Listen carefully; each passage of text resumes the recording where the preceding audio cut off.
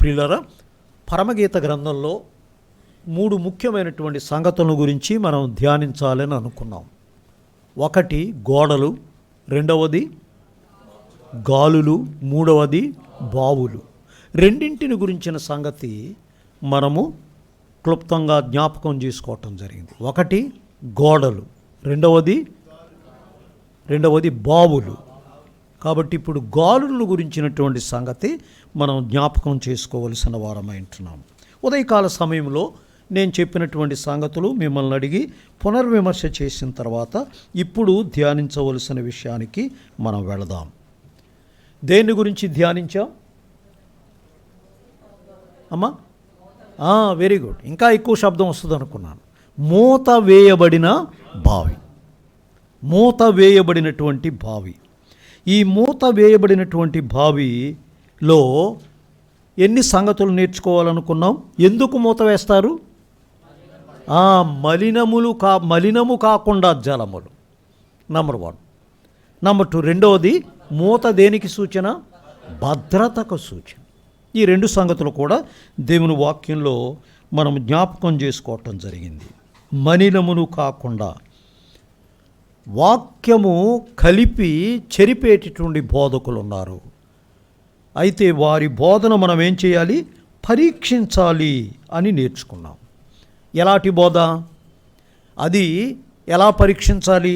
అది దైవభక్తికి అనుగుణ్యమైన బోధ కాదా అన్నది. రెండోది విశ్వాస సుబోధ కాదా అన్నది. మూడోది దేవోక్తులతో కూడిన బోధ కాదా అన్నది. నాలుగవది హితబోధ కాదా అన్నది.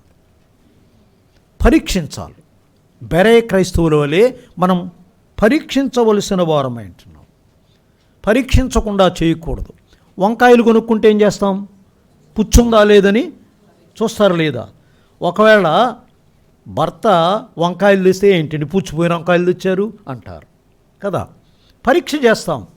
బెండకాయలు ముదిరిపోయే లేదో చూస్తాం. కానీ బోధ ఏదైతేనేమండి. కాబట్టి పరీక్షించాలి. పరీక్షించడానికి కొలబద్దేది దేవుని వాక్యం మనకిచ్చాడు, అందరికీ ఇచ్చాడు ప్రభు. కాబట్టి ఈ వాక్యంతో మనము కొలవవలసిన వారమై ఉంటున్నాం. ఇక భద్రతను గురించిన సంగతి కూడా దేవుని వాక్యంలో చూసాం. ఎవరు భద్రపరుస్తున్నది మనల్ని? యూదాపత్రిక 1వ వచనంలోనే ఏమనుంది? క్రీస్తు యేసునందు భద్రపరచబడుతున్నాం. క్రీస్తు యేసులో ఉన్నాం, ఆయనే మనకు భద్రత. అదే సమయంలో మనము కూడా ఏం చేయాలి? ఓరుగాల్లో దీపం పెట్టి దేవుడా అంటే అన్నారు. అంటే దేవుడే, ప్రభువే ఇచ్చేవాడు. కానీ మన ప్రయత్నం కూడా ఉండాలి, మనస్సులో ఉద్దేశంలో ఉండాలి. కాబట్టి మన జీవితంలో చూసినట్లయితే మనము కూడా భద్రం చేసుకోవాలి. వేటిని? నంబర్ 1 కంటిని. పాపం ఎలా ప్రవేశిస్తుందో తెలుసా? కంటి ద్వారానే పాపం అనేది ప్రవేశిస్తుంది. రెండవది దేన్ని భద్రం చేసుకోవాలి? కాలును. మూడవది నాలుకను. నాలుగవది చెవిని. ఐదవది హృదయం. ఈ సంగతులు దేవుని వాక్యంలో మనం గుర్తు చేసుకోవటం జరిగింది. ఇప్పుడు మనం చదువుకున్న భాగంలో గాలులను గురించిన సంగతి ధ్యానం చేయబోతున్నాం. నలుదిక్కులు 4 గాలులు: తూర్పు గాలి, పడమటి గాలి, ఉత్తరపు గాలి, దక్షిణపు గాలి. నేను పరమగీత గ్రంథంలోని గాలులు మాత్రమే చెప్పాలని కోరుతున్నాను. వాటిని సూచించి మనము ఈ రెండింటిని ధ్యానం చేయబోతున్నాం. తూర్పు గాలి, అది చెదరగొట్టు గాలి. నేను చూపిస్తాను, వాటిని వివరించను. కానీ ఈ మనం చదువుకున్న వచనములో నుంచి 2 గాలులు కూడా నేను చూపించాలని కోరుతున్నాను. ఒకటి తూర్పు గాలి. ఇర్మియా గ్రంథం 18వ అధ్యాయం 17వ వచనంలో తూర్పు గాలి కనపడుతుంది. ఈ తూర్పు గాలి చెదరగొట్టు గాలి. మీ శత్రువులు నేను చెదరగొడతాను, ఇశ్రాయేలు దేవునికి వ్యతిరేకులైన కారణం చేత. తూర్పు గాలి రావించి చెదరగొడతాను అన్నాడు. ఇది చెదరగొట్టు గాలి. ఆయన చెదరగొట్టగలడు. అలాగే దేవుని యొక్క వాక్యంలో చూసినట్లయితే రెండవది, దాని మీద మనం ధ్యానించాం. రెండవది పడమటి గాలి. నిర్గమాకాండ గ్రంథం 10వ అధ్యాయంలో 19వ వచనంలో చూసినట్లయితే 10 తెగుళ్ళు దేవుడు వారికి పంపించాడు ఐగుప్తీయులకు. అయితే ఒక తెగులు 10వ అధ్యాయంలో మిడతలను పంపించాడు. మిడతలు వారి పచ్చికంతా నాకివేశాయి, పచ్చిక అనేది లేకుండా చేశాయి. వారు ఆక్రందన చేశారు. అయితే దేవుడు ఏం చేశాడు? ఆ గాలిని త్రిప్పివేశాడు. త్రిప్పగలిగిన వాడు, గద్దించగలిగిన వాడు, లేకుండా చేయగలిగిన వాడు, రాజేయగలిగిన వాడు, గాలికి ఎంత బరువని ఆయనే ఏర్పాటు చేశాడు. కాబట్టి వీటన్నిటిని గురించి మనం చెప్పుకోం. కాబట్టి దేవుని యొక్క వాక్యంలో చూసినట్లయితే తన ధననిధుల్లో నుండి గాలిని రావింపచేయవాడు, త్రిప్పెను అనేటటువంటి సంగతి దేవుని యొక్క వాక్యంలో వ్రాయబడింది. అయితే మొరపెట్టినప్పుడు ఆ బాధ నుండి తొలగించడానికి ఆ గాలిని పడమటి గాలిగా త్రిప్పివేశాడు, బాధ నివారణ చేసేది. ఒకటి తూర్పు గాలి చెదరగొట్టేది, రెండవది పడమటి గాలి బాధ నివారణ చేసేది. ఇప్పుడు మనం ధ్యానించవలసిన విషయాలు కొంచెం వివరంగా దేవుని యొక్క వాక్యంలో చూద్దాం. ఇక్కడ 2 గాలులు కనపడుతున్నాయి. వాయువు అని వ్రాయబడింది. 2 గాలులు, ఒకటి ఉత్తర వాయువు, రెండవది దక్షిణ వాయువు. ఇక్కడ ఉద్యానవనం కనబడుతుంది.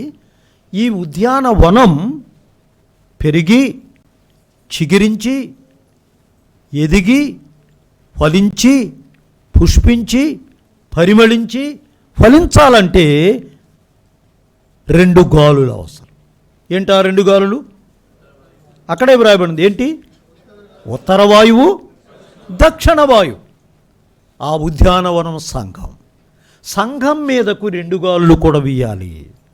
ఈ 2కు వీయాలి. ఈ 2 గాలులు వీస్తేనే ఈ ఉద్యానవనం పెరిగి చిగిరించి పుష్పించి పరిమళించి ఫలిస్తుంది. కాబట్టి సంఘానికి ఈ 2 గాలులు కూడా అవసరం. ఈ 2 గాలులు, మొదటిది ఉత్తరపు గాలి, ఉత్తర వాయువు. ఉత్తర వాయువు అనేది వాన పుట్టించేది. చదవండి సామెతల గ్రంథం 25వ అధ్యాయం, సామెతల గ్రంథం 25వ అధ్యాయం 23వ వచనంలో ఉత్తరపు గాలి వాన పుట్టించును. Thank you brother. ఉత్తరపు గాలి వాన పుట్టించును. అలాగైతే ఉత్తరపు గాలి రాగానే ఏమొస్తుంది? వర్షం వస్తుంది. తోటకేమవసరం? వర్షం కావాలి. తోటకు వర్షము కావాలి. వర్షం అంటే ద్వితీయోపదేశకాండ గ్రంథం 32వ అధ్యాయం 2వ వచనంలో ఏముంది? ఉపదేశము వాన. 32వ అధ్యాయం ద్వితీయోపదేశకాండ గ్రంథం 2వ వచన భాగంలో ఉపదేశము అని, నా ఉపదేశము వానవలే కురియును. అలా అయితే సంఘం మీద ఈ ఉత్తరపు గాలి వీయాలి. ఈ ఉత్తరపు గాలి వర్షము పుట్టిస్తుంది. వర్షం అనేది అవసరం. మరియు ఈ వర్షము, ఉపదేశం అనేది ఋతువుల ప్రకారం కురవాలి. ఋతువుల ప్రకారం, ఎప్పుడు పడితే అప్పుడు కాదు. ఇప్పుడు వినండి, ఋతువులు మారిపోయాయి లేదా? మారిపోయాయి. వర్షాకాలంలో వర్షములు లేవు, ఎండాకాలంలో ఎండలు లేవు. వర్షం ఎప్పుడు వస్తుంది చెప్పండి? వర్షం ఎప్పుడు వస్తుంది? అల్పపీడనం ఏర్పడితేనే వస్తుంది. అల్పపీడనం, ఇప్పుడు అల్పపీడనం. ఇది వర్షాకాలం కాదు, అయిపోయింది. సెప్టెంబర్ నెల వచ్చేస్తుంది. జూన్ జూలై నెలలో విపరీతమైన వర్షాలు కురిసి, జూలైలో వర్షం కురిసిందా? ఇప్పుడు కురుస్తుంది. కాబట్టి ఋతువుల ప్రకారం, సీజనల్ రెయిన్. కాబట్టి సంఘములో కూడా ఋతువుల ప్రకారం. ఇందాక కూడా దేవుని దాసులు చెప్పారు, కరువు, వర్షం లేదు. సంఘములో వర్షం, వాక్యోపదేశం లేదు. ఈ కరువుతో బాధపడుతున్నాయి సంఘాలు. ఋతువుల ప్రకారం, క్రమ ప్రకారం ఈ వర్షము, ఉపదేశం అనేది సంఘానికి అవసరం. మీరు చాలా పర్యాయాలు సిస్టమేటిక్ బైబిల్ స్టడీ ఉందని చెప్పగా నాకు సంతోషమైంది. కాబట్టి దేవుని యొక్క వాక్యాన్ని గ్రంథము తర్వాత గ్రంథం చక్కగా చెప్పగలిగినటువంటి, అందించాలి, వర్షం కురవాలి, సీజనల్. నేను కర్నూలులో దైవజనులు శ్యాంబాబు గారితో కలిసి వాక్యం పంచుకున్నప్పుడు ఆయన మాట్లాడుతూ అన్నారు, పెద్దలారా, మీరు నాయకులు, ఎన్ని గ్రంథాలు మీరు సంఘానికి పరిచయం చేశారు? పెద్దలా, నాయకులా? దేవుడు నాతో మాట్లాడాడు చాలా సంవత్సరాల క్రితం, ఇంచుమించు 30 సంవత్సరాల క్రితం దేవుడు నాతో మాట్లాడగా, అప్పటి నుంచి నేను కానీ పిలిచి కానీ మా స్థానిక సంఘంలో గ్రంథము వెంబడి గ్రంథం బోధించటం ఏర్పాటు చేశాం. పాత నిబంధన కంప్లీట్ అయిపోయింది, క్రొత్త నిబంధనలో సువార్తలు అయిపోయాయి, పత్రికలు అయిపోయాయి. కాబట్టి వర్షం సీజనల్లీ, ఋతువుల ప్రకారం సంఘానికి అందించాలి. అనుభవ జ్ఞానమే కాదు, అనుభవ జ్ఞానం అనేది కావాలి, నాయకుల యొక్క బాధ్యత. అప్పుడే తడపబడి తోట ఫలిస్తుంది. భూమి ఏం చేయాలి? నీటిని త్రాగాలి. హెబ్రీయులకు రాసిన పత్రిక 6:7 త్రాగి, సంఘం, ఈ పొలం, ఈ భూమి, ఈ హృదయం తడపబడి త్రాగాలి. త్రాగితే అనుకూలమైన ఫలములు ఫలిస్తాయి. చదివితే ఆలస్యం అయిపోతుంది కాబట్టి నేను చెబుతున్నాను, అనుకూలమైన ఫలములు ఫలిస్తాయి. దేవునికి అనుకూలమైన ఫలములు ఫలిస్తాయి. త్రాగితేనా త్రాకపోతేనా? త్రాగాలి. త్రాగాలంటే ఏముండాలి? థర్స్ట్, ఆశ ఉండాలి. ఆరాధన అయిన తర్వాత, మొదటి వర్తమానం అయిపోయిన తర్వాత పురుషులు ఖాళీ అయిపోయింది. నేను అడిగాను బ్రదర్స్ని, ఏం బ్రదర్ అంటే వారు బయట నుంచి వచ్చారా అని. వారు బయట నుంచి వచ్చారా? కాదు, ఇక్కడ వారేనండి అన్నారు. ఏమి లేదు, పనులు ప్రతిరోజు ఉంటాయి. We have a plan. స్థానిక సంఘంలో ప్రకటించిన తర్వాత మనము ఆలోచన కలిగి ప్లాన్ చేసుకోవాలి. వాటిని ఏం చేయాలి? సర్దుబాటు చేసుకోవాలి. లేకపోయినట్లయితే నీళ్లు త్రాగి, తృష్ణ ఉంటే అలా చేస్తాం, ఆశ ఉంటే అలా చేస్తాం. నాయకులు ఏర్పాటు చేస్తున్నారు, మీకోసం ఖర్చు పడుతున్నారు, ప్రణాళిక కలిగి ఉన్నారు. Do you have a thirst? తృష్ణ ఉందా? We can ride a horse to the water, we should not make it to drink the water. గుర్రాన్ని నీటి యొద్దకు నడిపించగలం, కొట్టో తిట్టో. తాగు అంటే తాగుతుందా? దానికి ఏముండాలి? లోన ఆశ ఉండాలి, త్రాగాలనే ఆశ. ఈ ఆశ మన జీవితాల్లో కలిగి ఉండాలి, ఈ తృష్ణ కలిగి ఉండాలి. అప్పుడు అనుకూలమైన ఫలములు మనం ఫలిస్తాం. కాబట్టి దీని మీద ఎక్కువ సంగతులు నేను చెప్పను. ఎందుచేతంటే బోధన గురించిన సంగతి మనం జ్ఞాపకం చేసుకున్న ఉపదేశం కాబట్టి నేను దక్షిణపు గాలి గురించిన సంగతి నేను జ్ఞాపకం చేయాలని కోరుతున్నాను. దక్షిణపు గాలి ఎలాంటిది? ఇది చూడండి, లూకాసు వార్త 12:55 భాగం. లూకాసు వార్త 12:55. చదవండి బ్రదర్, ఏమని రాయబడి ఉంది? లూకాసు వార్త 12:55. దక్షిణపు గాలి విసురుట చూచినప్పుడు వడగాలి కొట్టునని. వినండి, వర్షమైతే చల్లగా ఉంటుంది, వడగాలి ఎలా ఉంటుంది? వడగాలి, వడదెబ్బ అంటే తినే వడలు కాదు, వడ బజ్జీ, ఈ వడ కాదు, వడగాలి మనకు నష్టం కలుగు చేస్తుంది కదా. చల్లగా ఉంటుందా? లేదు. వడగాలి అది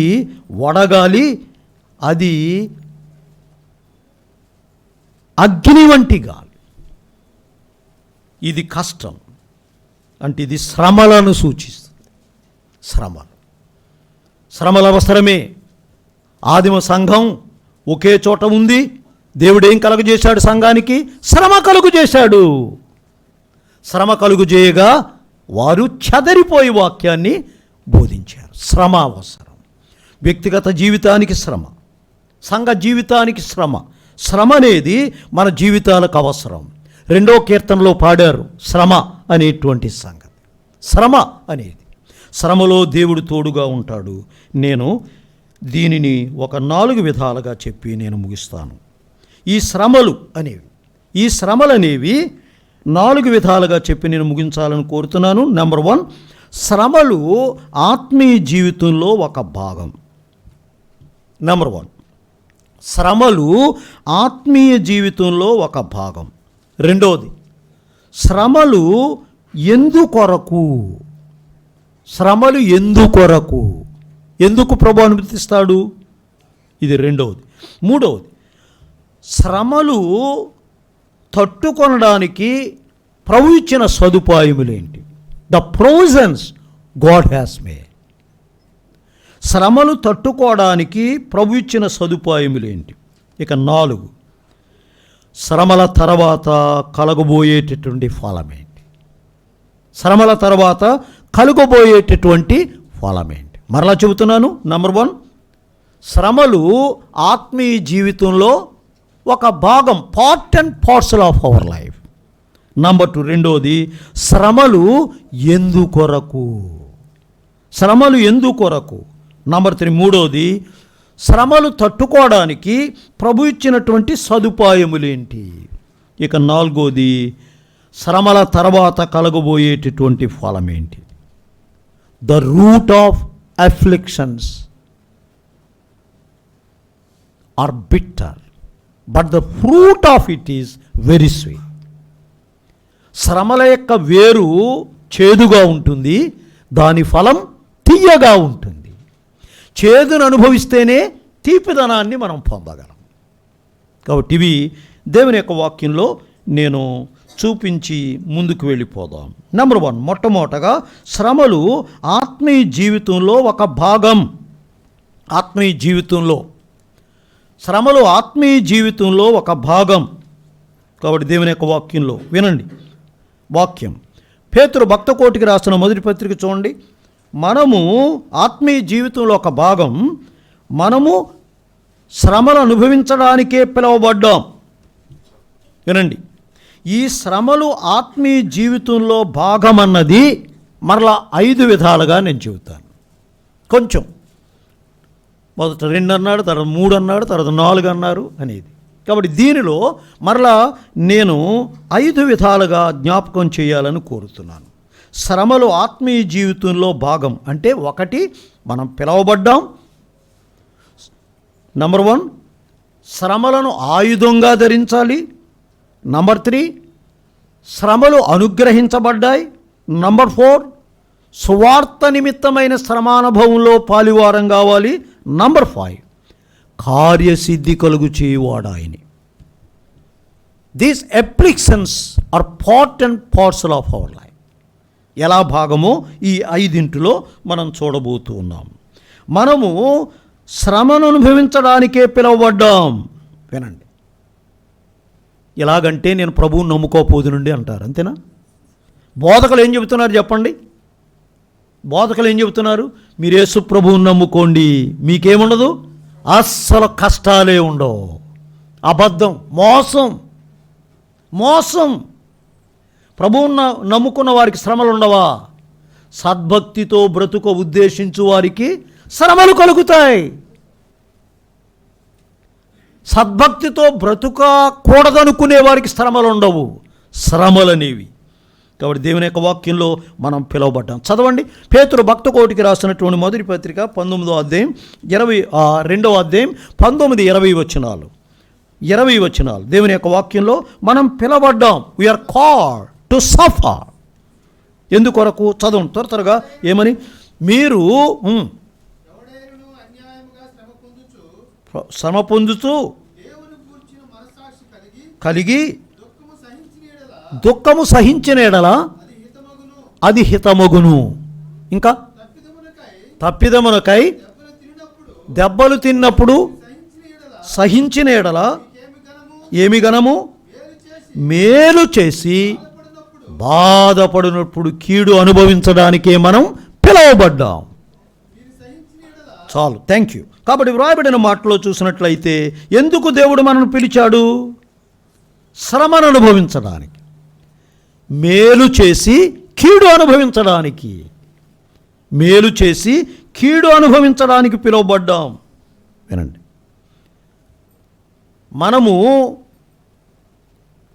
నేను 3 విధాలుగా చెప్పాలనుకుంటున్నాను ఈ సంగతి. ఉపకారికి ఉపకారం చేయటం అది మానవ లక్షణం. తర్వాత ఉపకారికి అపకారం చేయటం సాతాను యొక్క లక్షణం. దేవునికి ఉపకారం చేసిందా, అపకారం చేసిందా? తర్వాత అపకారికి ఉపకారం చేయటం దైవ లక్షణం. అంచేత మనకెవరైనా కీడు చేస్తే మనం ఏం చేయాలి? కీడు చేయకూడదు, మేలు చెయ్యాలి. చేయగలుగుతున్నామా? మేలు చేయాలి, కీడు చేయకూడదు. కీడు చేయకూడదు. ఉపకారికి ఉపకారము, ఉపకారికి ఉపకారము విపరీతము కాదు చేయ వివరింపంగా, అపకారికి ఉపకారము నెపమెన్నక చేయువాడే నేర్పరి సుమతి. ఎవరన్నది? భక్తుడా? బిలీవరా? ఎవరు? అన్యుడు. అన్యుడు లోకమే చెబుతుంటే ఇక బైబిల్ ఏం చెబుతుంది? చూడండి, లోకములో నీతి ఉందా? అయితే దైవ గ్రంథం చెప్పేది మనకి ఎవరైతే అపకారం చేశారో వారికి ఏం చేయాలి? మనం ఉపకారం చేయాలి. చేయగలుగుతున్నామా? దేవుని యొక్క వాక్యంలో రోమీయులకు రాసిన పత్రిక 12వ అధ్యాయం 19వ వచనంలో పగ తీర్చుట నా పని. మీకు పగ తీర్చుకోవద్దు, పగ తీర్చుట నా పని. మన కీడు చేశారు, మేలు చేయాలి. కీడు చేశారు, తిరిగి కీడు చేయకూడదు. వారికి ఏం చేయాలి? మేలు చేయాలి. పగ తీర్చుకోకూడదు, దేవునికి అప్పగించాలి. చాలామంది క్రైస్తవుల జీవితాలు ఇది లేవు. మనల్ని పరీక్షించుకోవలసిన వారమేంటి?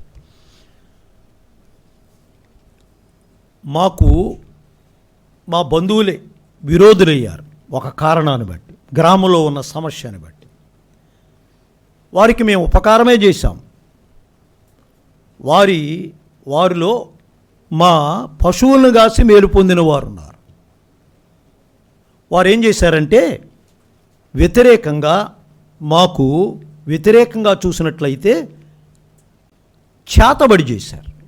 చేతబడి అది కూడా ఒక పాస్టర్ గారి యొక్క ప్రోద్బలంతో చేశారు. ఒక పాస్టర్ గారు ఎంచేత వారి సిద్ధాంతానికి మేము భిన్నంగా ఉన్నామని ఎలా తెలిసింది? ఆ చేతబడి చేసిన వ్యక్తి చేతబడి చేయించి తాను కువైట్ వెళ్ళిపోయాడు. మాకేమీ కూడా జరగలేదు. మా ఊళ్ళో 1000 ఎకరాల పొలం. మా నాన్నగారికి బాగా హితులు, వారు క్షత్రియులు.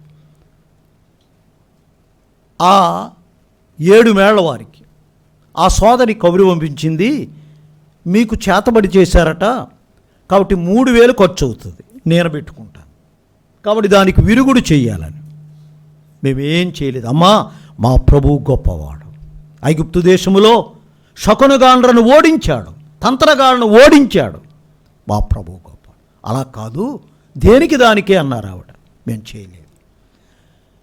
ఉల్లిపాయలు, తర్వాత నిమ్మకాయలు, మిరపకాయలు దివిటీని కప్పెట్టారు.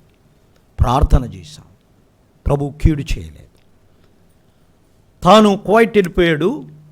ఈ సంగతి తిరిగి ఉత్తరం రాశాడు వారింటికి. వారికి చేతబడి చేసినా ఏం జరగలేదు, ఆ ప్రభువు గొప్పవాడని నేను ప్రభువుని నమ్ముకుంటున్నాను.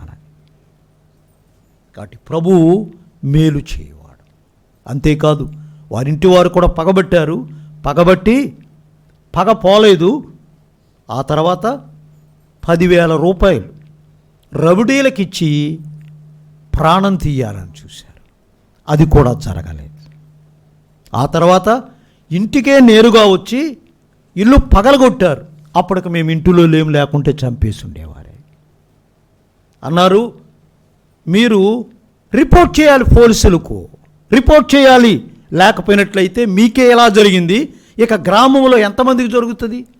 ఆ రోజుల్లో చూసినట్లయితే కొద్దో గొప్ప మేమే కలిగిన వాళ్ళం, చెట్లు లేని చోట ఆముదు పెట్టే మహావృక్షమట. నా చిన్నతనంలో 3 పెంకుటిళ్ళు ఉండేవి, అది మాకొకటి. మేము చెయ్యలేదు. మేము ప్రభువుని నమ్ముకున్నాం. మేము కీడు చేయం. మేము జైల్లో పెట్టం. నో, మేము రిపోర్ట్ చేయం. మేము ప్రార్థన చేశాం. ఎవరైతే చేశారో మా ఊళ్ళోని నడి రోడ్డు మీద హత్య చేశారు. పట్టుబడ్డారు. వ్యక్తి చెరసాల్లో పెట్టబడ్డాడు. 10 సంవత్సరాలు చెరసాల్లో ఉన్నాడు. 10 సంవత్సరాలు చెరసాల్లో ఉన్నాడు.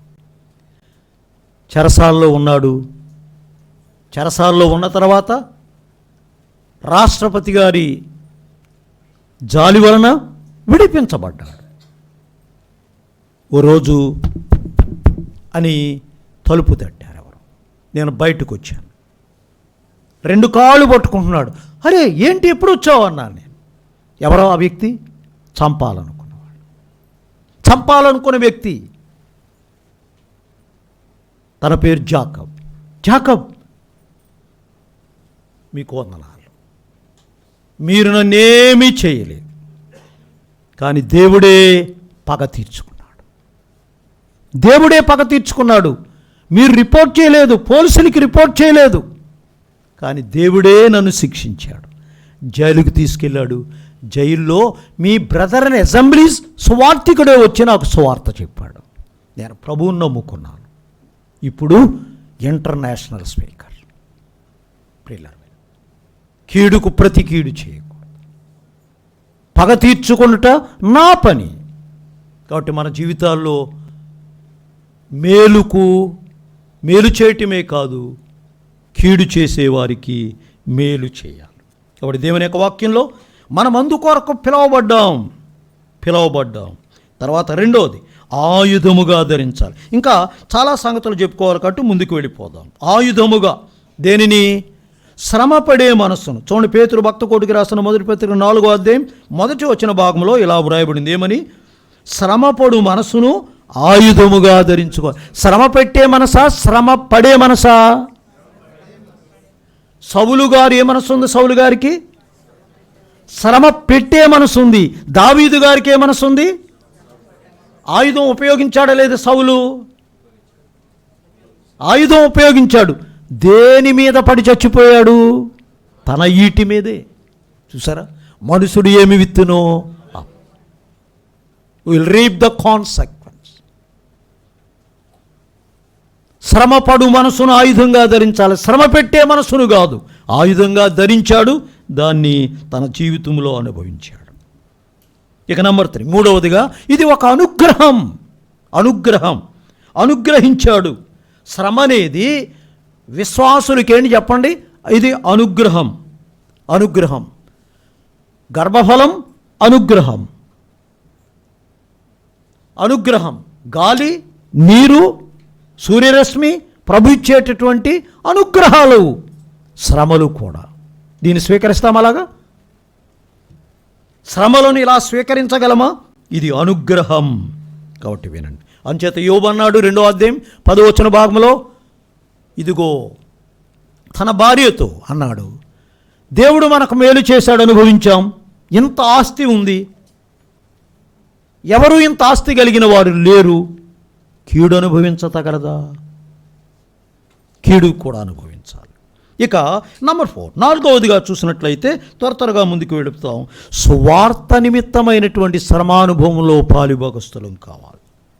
తిమోతికి రాసిన 2వ పత్రిక 1వ అధ్యాయం 8వ వచన భాగంలో ఆ మాట, సువార్త నిమిత్తమైన శ్రమానుభవంలో. వినండి, సువార్తను మనం చేయాలి, శ్రమ పడాలి. శ్రమపడుము, సువార్త పని చేయము. సువార్త. కాబట్టి మనము సువార్తలో శ్రమ పడాలి. ఈరోజు సువార్త ప్రకటిస్తుంటే శ్రమ పడుస్తున్నారు కాదా? ఇబ్బందులు ఎదుర్కొంటున్నాం. ఫ్రీడమ్ లేదు, చాలా ఇబ్బందులు ఉన్నాయి. అయినను కానీ ప్రభు యొక్క సహాయంతో సువార్త నిమిత్తమైన శ్రమను అనుభవించాలి. ఇక నంబర్ 5, 5వదిగా చూసినట్లయితే కార్యసిద్ధి కలుగుజేయ ఆయన క్రియాశక్తిని బట్టి మనము శ్రమను అనుభవించాలి. వినండి, ఈ శ్రమలలో కార్యసిద్ధి ఆయనే కలుగు చేస్తాడు. చదవండి బ్రదర్. కొలసీలకు రాసిన పత్రిక 1వ అధ్యాయం 29వ వచనంలో ఇలా వ్రాయబడింది. 1వ అధ్యాయం 29వ వచన భాగం ఏమని వ్రాయబడింది? కార్యసిద్ధి కలుగుజేయు ఆ క్రియ. వినండి, ఈ శ్రమలలో కార్యసిద్ధి కలుగు చేయవాడెవరు? ప్రభు. కార్యసిద్ధి అనేది మనము చేయలేం, ఆ కార్యాన్ని సఫలం చేయువాడు ఆయనే.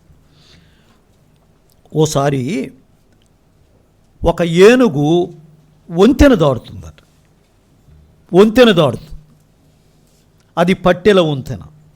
దాడుతూ ఉంటే తన పైనుంచి ఒక శబ్దం వచ్చిందంట. దాటేసిన తర్వాత, ఏనుగు ఏనుగు చూసావా, మనిద్దరము కలిసి ఈ వంతెన్ను గజగజలాడించేశాం కదా అని. ఎవరా అని ఆలకించిందట. ఆ ఏనుగు మీద ఉన్నటువంటిది ఎవరంటే దోమ. ఎవరు చెప్పండి? దోమ. దోమ ఏమంది? నిజానికి వంతెన మీద తెచ్చింది ఎవరు? ఏనుగే కాదు. ఏనుగు మీద ఎవరున్నారు? దోమ కూడా ఉంది. మన ఇద్దరము కలిసి వంతెన్ను గజగజలాడించేశాం కదా అందంట. దోమ ఏం చేయగలదు? దోమలో బలం ఉందా? మనం దోమ వంటివారు. మన ప్రభు దిగ్గజం, ఆయన దిగ్గజం. మనలో ఏమీ కూడా లేదు. ఇది కథే కానీ దీనిలో నేర్చుకోవాల్సిన పాఠం. కాబట్టి మనం దోమ వంటి వారం, మన ప్రభువు మనతో కూడా ఉంటాడు. ఇక నంబర్ 2, రెండోది అనగా, ఒకటి శ్రమలు ఆత్మీయ జీవితం లేని చెప్పండి ఒక భాగం. అందులో 5 విషయాలు చూసాం. ఇక రెండవదిగా చూసినట్లయితే, ఎందుకు శ్రమలు కలుగుతున్నాయి? ఎందుకు శ్రమలు ఎందుకు కలుగుతాయి? ఒక 5 మాటలు ఇందులో మరలా నేను జ్ఞాపకం చేస్తాను. శ్రమలు అనేవి ఎందుకు కలుగుతాయి? నంబర్ 1, మొట్టమొదటగా మనము తప్పిదము చేస్తే శ్రమలు వస్తాయి. మనం తప్పిదం చేస్తే శ్రమలు వస్తాయి. ఇది నంబర్ 1. నంబర్ 2, రెండోది దీనత్వం నేర్చుకోవడానికి శ్రమ పరుస్తాడు. మనల్ని దీనులం కావడానికి శ్రమ పరుస్తాడు. నంబర్ 3, పునరుత్థాన శక్తి పొందడానికి శ్రమలు వస్తాయి. నంబర్ 4, మేలు కొరకే శ్రమలు వస్తాయి.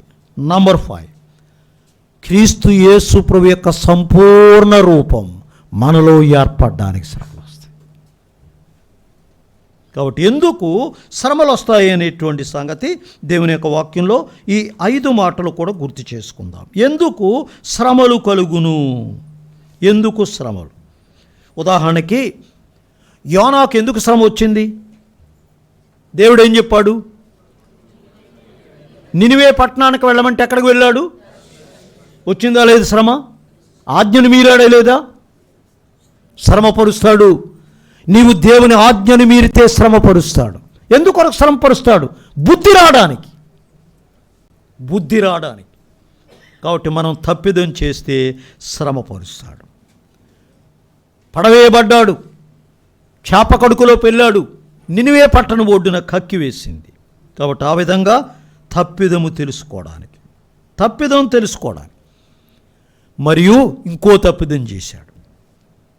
ఒక దిన ప్రయాణం చేసి ప్రకటించాడు.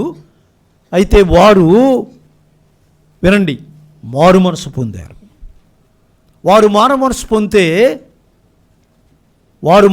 పొందితే యోనా ముఖం ఎలాగుంది చెప్పండి? వెలిగిపోతుందా సంతోషంతో? సోడా బుడ్డిలా ఉంది. వెలిగిపోవాలి. ఎందుచేత? అసలు ఎందుకు వెళ్ళలేదు చెప్పండి? నినివే పట్టణానికి ఎందుకు వెళ్ళలేదు? అమ్మా భయపడా? నో. ఎందుకు వెళ్ళలేదు? దేవుడు కనికరం కలిగిన వాడు, దీర్ఘశాంతం కలిగిన వాడు. మనసు మార్చుకుంటాడు, పశ్చాత్తాపడతాడు. తనకు తెలుసు ఈయన మీద పశ్చాత్తాపడాలి. సముద్రంలో పడవేసినప్పుడు చేపను ఏర్పాటు చేయకపోతే ఏమై ఉండేవాడు? చచ్చిపోయి ఉండేవాడు. ఈయనకి కావాలి జాలి, కానీ ఎవరికి కాదు? వారి మీద కాదు.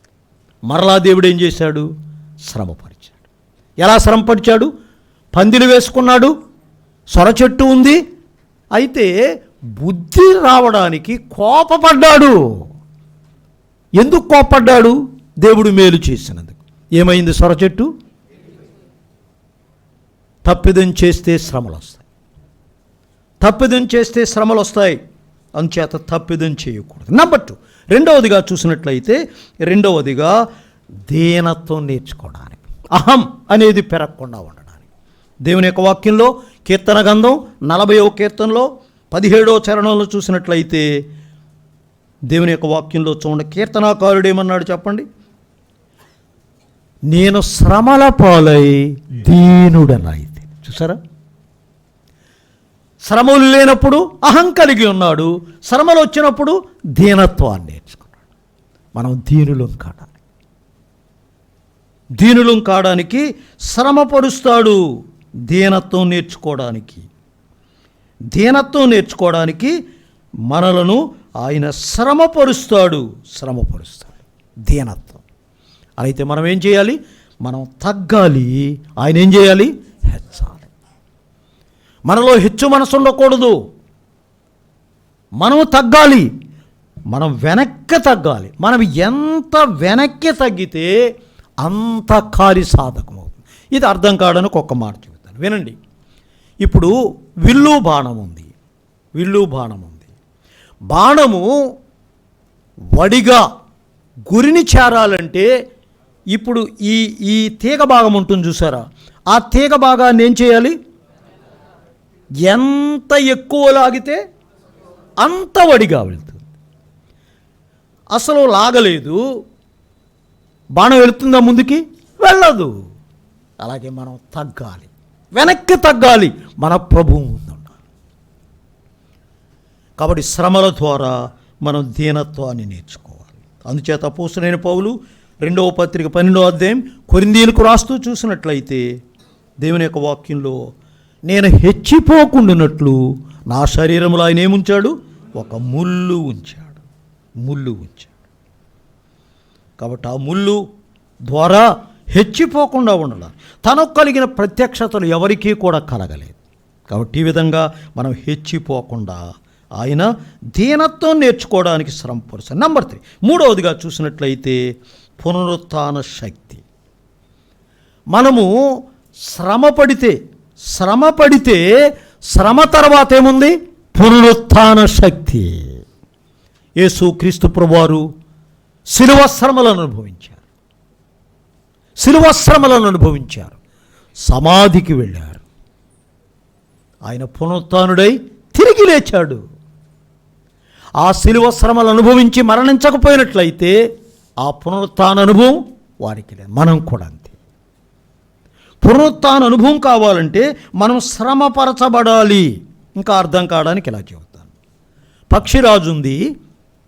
పక్షిరాజు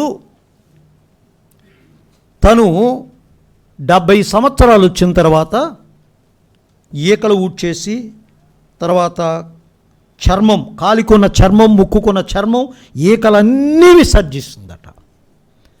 ఎంత బాధో చెప్పలేదు. విసర్జించడం అనేది ఎంత బాధో. వాటన్నిటిని విసర్జించిన తర్వాత మరలా ఈకలు వస్తాయి, ముక్కు చర్మం వస్తుంది, గోళ్ళు వస్తాయి. ఆ తర్వాత మరలా యవన వయసులో ఎంత శక్తి ఉందో అంత శక్తితో ఎగిరిపోతుంది. పక్షిరాజు అనుభవం. మన జీవితాల్లో కూడా శ్రమలు, కష్టాలు, ఇబ్బందులు, వీటి తర్వాత ఏముంది? శక్తి ఉంది. పునరుత్థాన శక్తి. వినండి, చీకటి అయిపోయిన తర్వాత ఏమొస్తుంది? వెలుగు వస్తుంది. భయపడనక్కర్లేదు. వెలుగు వస్తుంది తప్పగా. కొన్ని గంటలే. ఆ గంటలైన తర్వాత ఉదయం వస్తుంది. కాబట్టి ఈ విధంగా మన జీవితాల్లో పునరుత్థాన శక్తి కలుగుతుంది. నెంబర్ 4, నాలుగవదిగా మన మేలు కోసమే శ్రమలు. మేలు కొరకే, కీడు కొరకు కాదు. 119వ కీర్తన 71వ చరణం చూడండి. 119వ కీర్తన 71వ చరణంలో వ్రాయబడి ఉంది. ఏమని వ్రాయబడి ఉంది? 71వ చరణంలో చదువుతారు బ్రదర్. ఏమని? 119వ కీర్తన 71వ చరణం. నేర్చుకున్నట్లు శ్రమనొందుట మనకు మేలు, కీడు కాదు. శ్రమనుందుట మనకు మేలే, కీడు కాదు. శ్రమలు మనం కీడుగా భావిస్తాం, కానీ శ్రమలు మన మేలు కోసమే. ఓసారి ఓ రాజుగారు ఉన్నారు, తన కింద ఒక మంత్రి ఉన్నాడు. ఈ రాజుగారికి వేలు తెగిపోయిందంట పూర్తిగా. మంత్రి గారు అన్నారు, రాజా మీ మేలు కోసమే అన్నాడట. ఏంటి నా వేలు తెగిపోతే మేలు కోసమా? జైల్లో పెట్టండి అన్నాడు. జైల్లో పెట్టండి అన్నాడు. బంధించారు. ఓ రోజు తనకు వేట అంటే ఇష్టం. వేటకు వెళ్ళాడు. ఒక వ్యక్తిని తీసుకుని వేటకు వెళ్ళాడు. వెళితే అక్కడ ఉన్నటువంటి ఆదిమ జాతి వారు తమ దేవతకు బలి ఇవ్వడానికి మంచి వ్యక్తి కనపడ్డాడు. మంచి వ్యక్తి పట్టుకున్నారు. దేవత దగ్గరికి బలి ఇవ్వడానికి తీసుకుని వెళ్ళారు. బలి ఇవ్వాలంటే బలి లోపము లేనిదై ఉండాలి. చూస్తే ఒక వేలు లేదు, పనికిరానుడు అనుకున్నాడు. ఏం చేశారు? పనికిరావయ్య పో అన్నారు. మేలా కీడా? ఇది ఒక కథ. మేలు శ్రమ అనేది మన జీవితాల్లో మేలు మనకు తెలియదు. కీడులో ఏ మేలు దాచి ఉంచాడో మనకు తెలియదు. కీడులో మేలుంది. కొన్నిసార్లు మనకు అర్థం కాకపోవచ్చు, మనం అర్థం చేసుకోలేం. కానీ దానిలో దేవుడు ఎన్నడూ కూడా ఎవ్వరికి అన్యాయం చేస్తాడా? నో. కొన్నిసార్లు మన ప్రియులు చనిపోతే చాలామంది క్రైస్తవులు కూడా ఏమని, మాయిదారి దేవుడా నాకే ఇచ్చావా ఈ కష్టం, మాయిదారి దేవుడా నాకే ఇచ్చావా, మాయిదారి దేవుడా. మేలు కొరకే మనకు తెలియదు. అక్కడికి వెళ్ళిన తర్వాత ఆయన జ్ఞాన బాహుళ్యము మనం అర్థం చేసుకోవాలి. మన పరిమితమైనటువంటి జ్ఞానంతో ఆయన గొప్ప జ్ఞానాన్ని అర్థం చేసుకోలేం. ప్రియ సోదర సోదరీలారా, ఇంటిలో శ్రమల, బయట శ్రమల, ఉద్యోగంలో శ్రమల, తల్లిదండ్రుల వలన శ్రమల, భర్త వలన శ్రమల, బిడ్డల వలన శ్రమల అనుభవిద్దాం. శ్రమల తర్వాత ఏముంది? మేలు ఉంది. కాబట్టి దేవుని యొక్క వాక్యంలో చూసినట్లయితే, కాబట్టి దేవుని యొక్క వాక్యంలో 5వదిగా ఎందుకు శ్రమలు? మేలు కొరకే, పూర్ణులమవడానికి, సంపూర్ణులం. చదవండి. పేతురు భక్తకోటికి రాసిన మొదటి పత్రిక 5వ అధ్యాయం 10వ వచన భాగంలో ఇలా వ్రాయబడింది. 5వ అధ్యాయం 10వ వచనంలో ఇలా వ్రాయబడింది. ఏమని? త్వరగా ఏమని?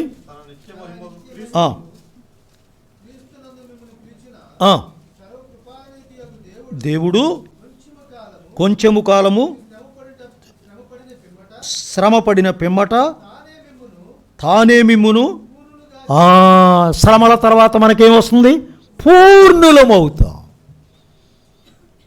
సంపూర్ణులమవుతాం. ఆయన రూపం మనలో ఏర్పడుతుంది. సంపూర్ణులమవుతాం. సంపూర్ణులం, పూర్ణత వస్తుంది. వినండి, బండరాయి ఆ బండరాతిని శిల్పి ఏం చేస్తాడు? సుత్తితో మలుస్తాడు. బండరాయి సుత్తితో శిల్పి కొట్టి కొట్టి కొట్టి ఏం చేస్తాడు? ఒక రూపానికి తీసుకొని వస్తాడు. ఆయన రూపం మనలో ఏర్పడుతుంది. కానీ ఏం కావాలి? సుత్తి దెబ్బలు కావాలి. సుత్తి దెబ్బలు తినకుండా బండరాయి శిల్పముగా మారగలదా? మారలేదు. ఇంకొక మాట చెబుతాను. కొట్టిన సుత్తి మారుతుందా? కొట్టబడిన బండ మారుతుందా? సుత్తి మార్పు వస్తుందా? నో.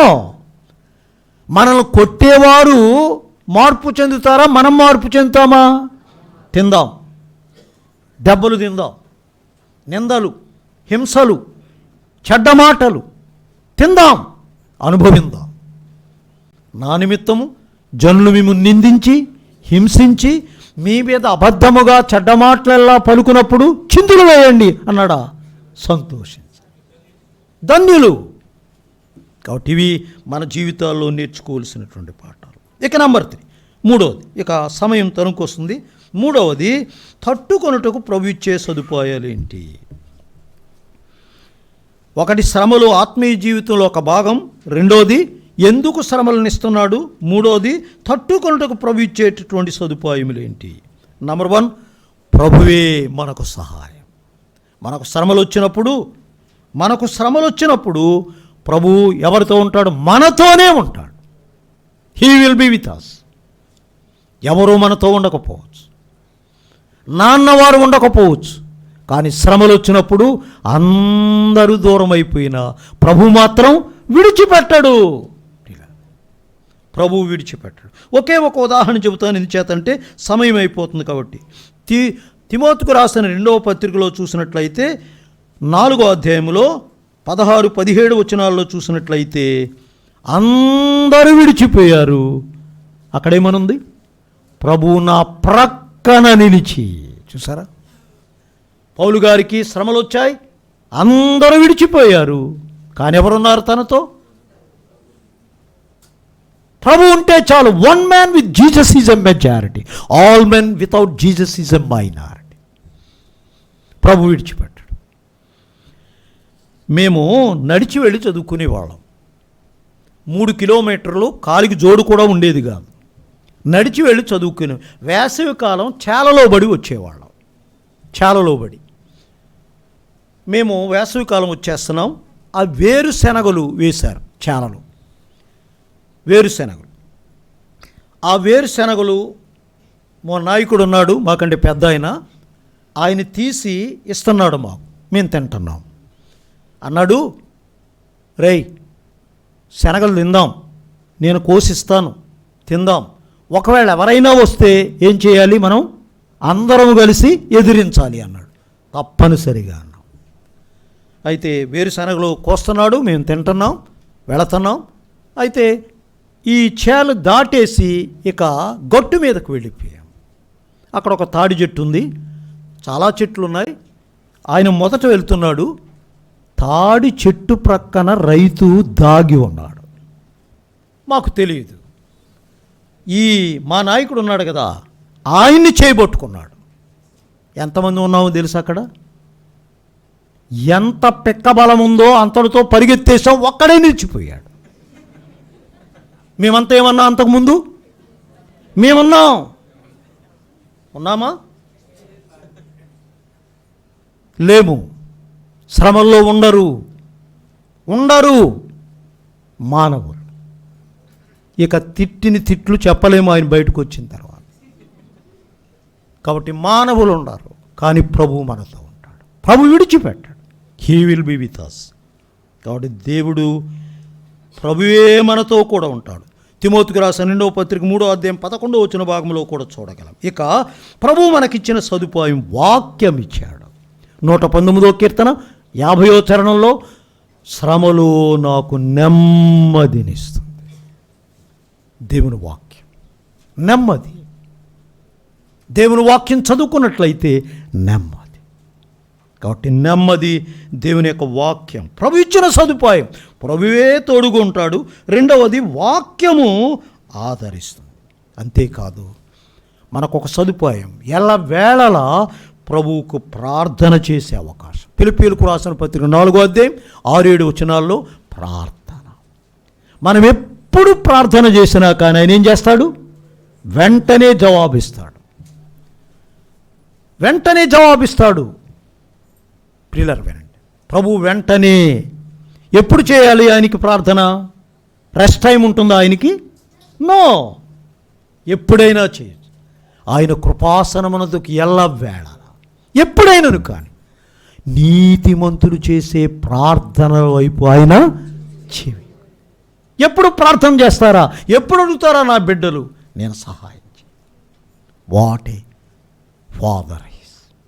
కాబట్టి దేవుని యొక్క వాక్యంలో వ్రాయబడినట్లుగా చూసినట్లయితే ప్రార్థన. 4వదిగా చూసినట్లయితే ప్రభువు బిడ్డలు. దేవుని యొక్క వాక్యంలో తెస్సలోనికైలకు రాసిన 1వ పత్రిక 4వ అధ్యాయం 18వ వచనంలో చూసినట్లయితే మీరు ఈ మాటల చేత ఒకరినొకరు ఆదరించుకోండి. వినండి, కొందరు శ్రమల గుండా వెళ్ళివారు ఉంటారు. వారు వచ్చి ఏం చేస్తారు చెప్పండి? ఆదరిస్తారు. అమ్మా, నాకు ఇంకా ఇబ్బందులు వచ్చాయి, కానీ ప్రభువు నాకు ఎలాగున్నాడు? తోడుగా ఉన్నాడు. తోడుగా ఉన్నాడు. ఉదాహరణకి 2 బిడ్డలు చనిపోయారనుకోండి, వారి దగ్గరికి యోబు వెళ్ళి ఏమంటాడు? నాకు 10 మంది చచ్చిపోయారమ్మా. చూసారా? ఆదరణ. దేవుడు మనకు శ్రమలిచ్చి విడిపించి ఇతరులను ఆదరించడానికి ఆ శ్రమల గుండా మనల్ని ఏం చేస్తాడు? నడిపిస్తూ ఉంటాడు. కొందరు శ్రమల గుండా వెళతారు, వారి వలన మనకు ఆదరణ దొరుకుతుంది. కాబట్టి ఈ విధంగా ఇక నేను ముగించేస్తాను. అయితే జరిగే ఆశీర్వాదం, ఈ శ్రమల తర్వాత మనం కలిగేటటువంటి ఆశీర్వాదాలు ఒక 3 చెబుతాను. The fruit of it, the root of affliction, turmoils, sufferings are bitter, but the fruit of it is so sweet. వినండి, దేవుని యొక్క వాక్యంలో 3 వాక్యాలు చూపిస్తాం. దేవుని యొక్క వాక్యంలో చూసినట్లయితే 1 మహిమ కలుగుతుంది మనకి. పేతురు భక్తకోడికి రాసిన మొదటి పత్రిక 1వ అధ్యాయం 11వ వచన భాగంలో చూసినట్లయితే వ్రాయబడి ఉంది. అలాగే 1వ అధ్యాయం 6-7 వచనాలు కూడా చూడండి. ఈ 2 వచనాల్లో చూసినట్లయితే మహిమ, శ్రమల తర్వాత మహిమ,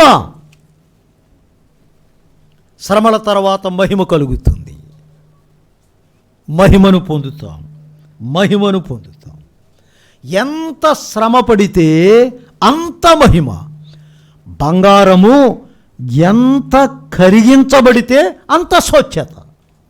కానీ మన శ్రమకి ఇష్టపడతామా? ఇష్టపడం. అంత మహిమ. అక్కడ గొనులుగా ఉంటాం. కాబట్టి దేవుని యొక్క వాక్యం నంబర్ 2. రెండవదిగా చూసినట్లయితే శ్రమల తర్వాత ఏముంది? పేతురు భక్తకోటికి రాసిన మొదటి పత్రిక 4వ అధ్యాయం 12-13 వచనాల్లో చూసినట్లయితే